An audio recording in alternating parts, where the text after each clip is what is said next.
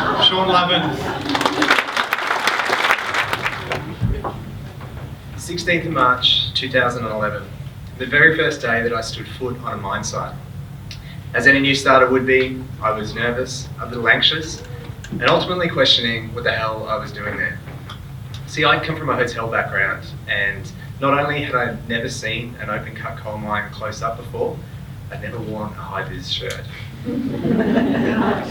At the time, the mining industry was booming and there were trainee opportunities galore.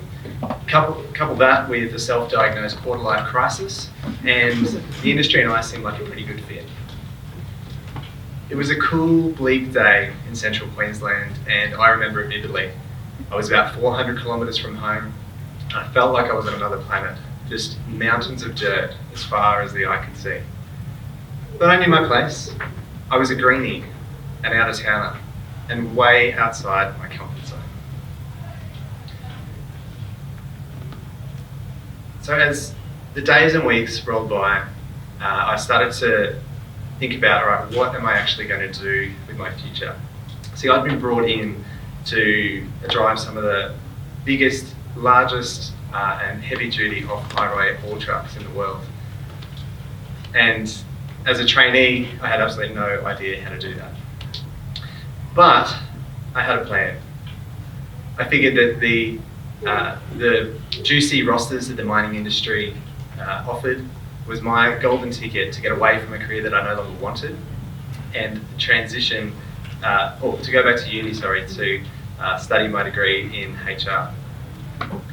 I was naive. Driving a truck was way more complex than I could ever imagine. So standing up straight, I'm about half the size of the wheel height, and when I'm driving, I am about 5 metres off the ground and in complete control of just this 600-tonne monster peeling down a haul road at nearly 50 kilometres an hour. It is unreal. And in the 6 years that I spent on site, I never got sick. I never got acclimatised to the sheer size of these things.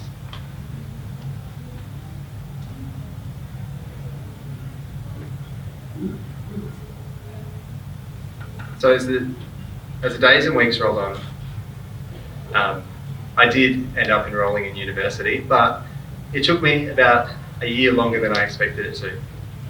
Namely because driving a truck is way more complex than I could ever imagine. I was a very difficult trainee, and it took me quite a long time to pick things up. And I figured that I couldn't transition into a career, or into my next career, if I wasn't even going to cut it in the career that was enabling me to get there. So life ended up getting pretty busy. In the next year or so, I married the love of my life. We moved cities and decided to start a family. But the overwhelming amount of reading and assignment work, coupled with the really challenging conditions that is the mining life, was really starting to take its toll. I would regularly sit in my truck at 3 a.m. in the morning on a break or just trying to finish a chapter just so I could get through it. Fingers crossed I was actually absorbing the content. Meanwhile, the rest of my colleagues were enjoying a well-deserved coffee and a delicious warm toasted sandwich. I would mark the pages with a smear of coal dust so I didn't forget my spot. And even if there was a 20-second window in which I could speed read a paragraph, I took it. And it was the little things too.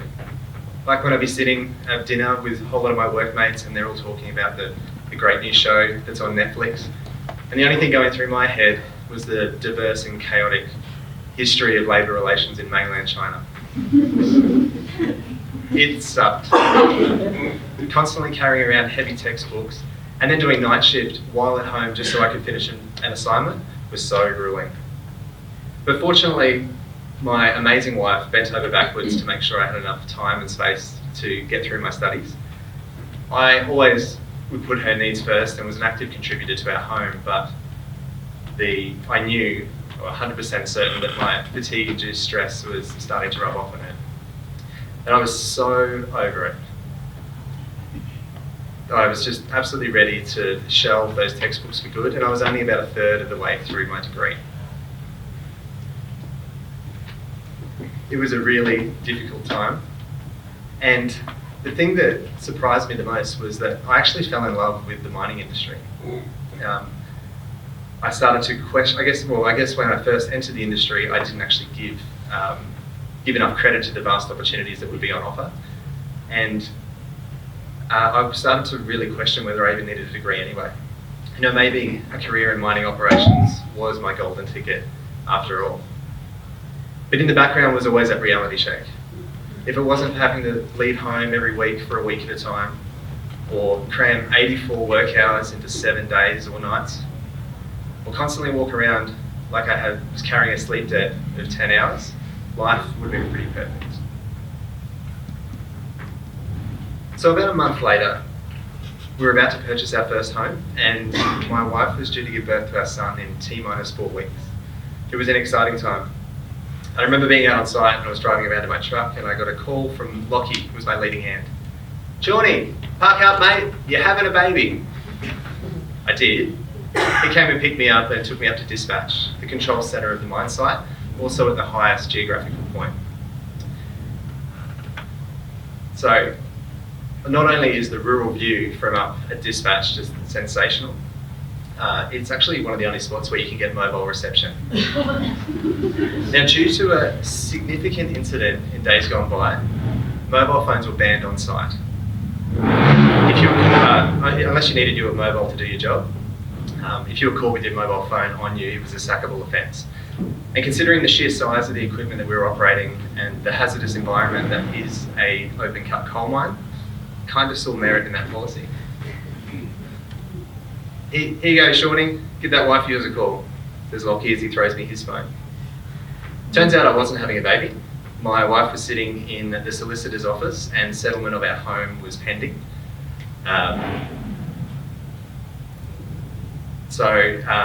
All that they needed was for me to authorise the transfer of our deposit, and that would be it, happy days.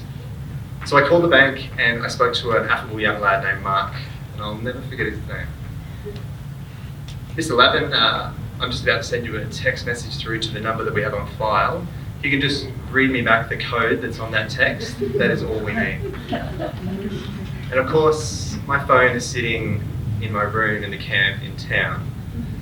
And even if I left immediately, by the time I was able to respond to it, Mark would have been well into his second schooner of knock-knock drinks. Without my phone, there was nothing that Mark could do. I sat there absolutely hopeless, useless. And I remember just looking out over the vast terrain that is the middle of nowhere, central Queensland. And I could hear the hum of the machinery in the background. And I'd never felt more alone or isolated in my entire life. We nearly had a baby too. So while I stood there feeling sorry for myself, looking out over the plains, my wife, because of the stress that had come with potentially letting our dream home slip through our fingers at the death, coupled with the damage control that she was now solely tasked with, was experiencing Braxton Hicks, eyes full of tears, sitting on a park bench in the main street of the city. Completely defeated, I jumped back in my truck and I drove back down for another load. And I remember heading down the haul road and I peered down onto the passenger seat where a textbook sat. And I just had this absolutely overwhelming feeling of motivation to finish my degree and get home for good. So the next few years were a bit of a blur. 3 years after this ordeal, our family grew to 4. We ended up renovating that home that we finally settled without penalty, fortunately. And I graduated with a Master's in Human Resources Management. I'm fortunate enough to now still be working in the industry that I fell in love with, though now in a little bit of a different capacity. I swapped the dust for pollution, the steel caps for shinies, and the high vis for corporate. It was a long and challenging time, but I'm really glad that I persevered, because now, when I'm not at Life Out Loud, I get to tuck my kids into bed every single night.